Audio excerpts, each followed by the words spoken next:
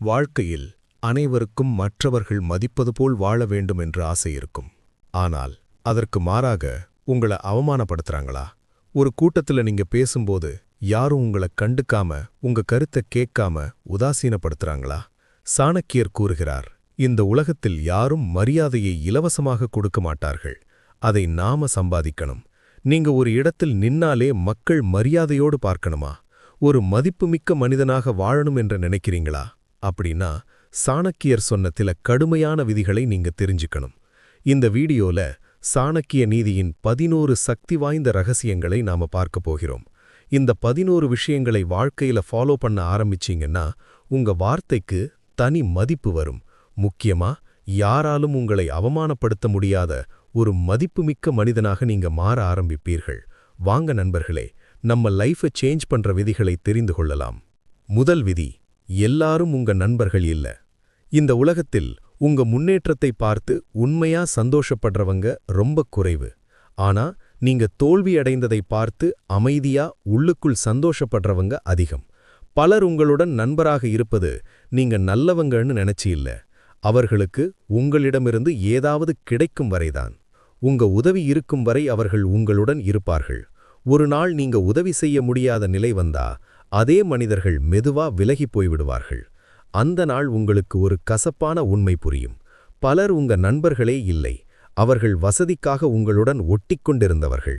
அதனால யார் உங்களுடன் உண்மையா இருக்காங்கன்னு சிந்திச்சு முடிவு பண்ணுங்க.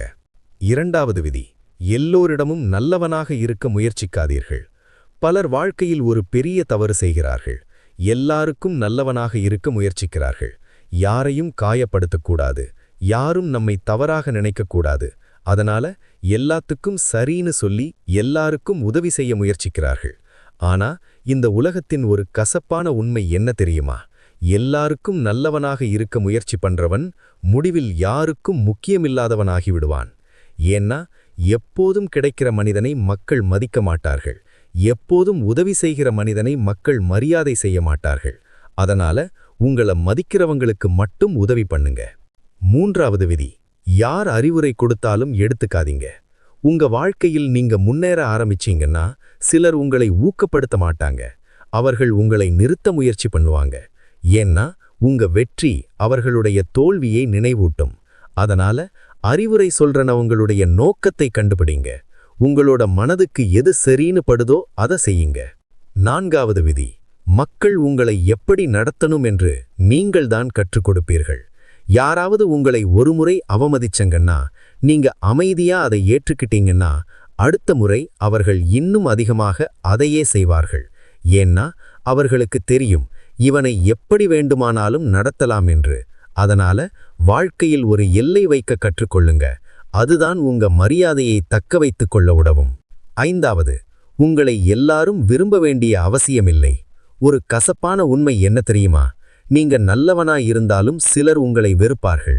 நீங்க யாருக்கும் தீங்கு செய்யலன்னாலும் சிலர் உங்களை கேவலமாக பேசுவார்கள். நீங்க அமைதியா உங்க வேலையை பார்த்துக்கிட்டே இருந்தாலும் சிலர் உங்களை பிடிக்காம இருப்பார்கள். ஏன் தெரியுமா?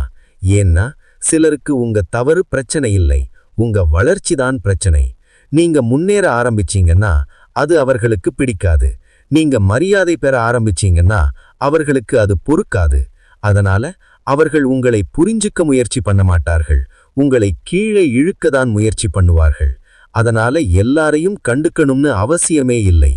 ஆறாவது விதி, உங்க அமைதியை பலர் பலவீனமாக நினைப்பார்கள். நீங்க அமைதியா இருந்தாலே பலர் என்ன நினைப்பாங்க தெரியுமா? இவன் பயப்படுறவன், இவனால எதுவும் செய்ய முடியாது. அதனாலதான் சிலர் உங்களை சோதிக்க ஆரம்பிப்பார்கள். ஆனா உண்மை என்னன்னா அமைதி பலவீனமில்லை, அது ஒரு மனிதன் தன்னையே கட்டுப்படுத்திக்கிற வலிமை. புத்திசாலி மனிதன் எல்லா சண்டையிலும் இறங்க மாட்டான்.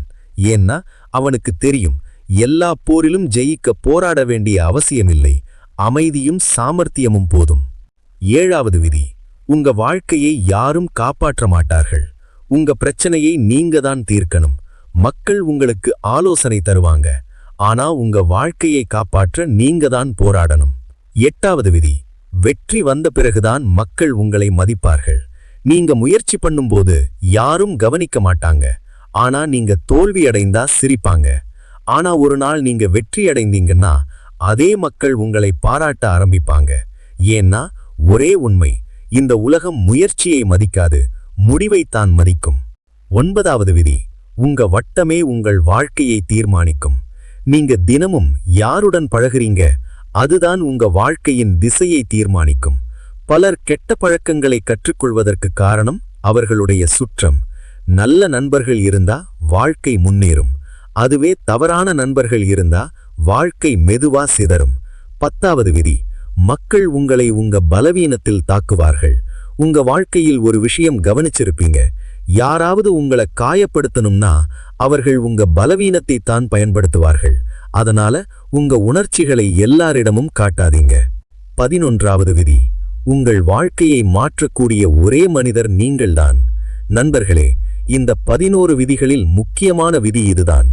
உங்க வாழ்க்கையை மாற்றக்கூடிய சக்தி உங்க கையில்தான் இருக்கு. நீங்க முடிவு எடுத்த நாளிலிருந்துதான் உங்க வாழ்க்கை மாற ஆரம்பிக்கும். உலகம் உங்களை மதிக்கணும்னா முதலில் நீங்க உங்களை மதிக்கணும்.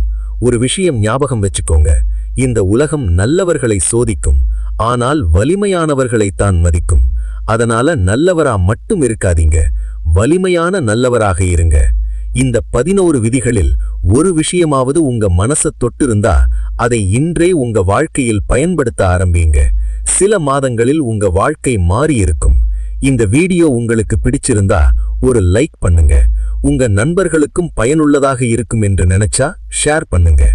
இன்னும் இப்படி வாழ்க்கையை மாற்றக்கூடிய சக்தி வாய்ந்த விஷயங்களை தெரிஞ்சிக்க நம்ம சேனலுக்கு மறக்காம சப்ஸ்கிரைப் பண்ணுங்க. அடுத்த வீடியோவில் இன்னும் ஒரு சக்தி வாய்ந்த உண்மையோடு உங்களை சந்திக்கிறேன்.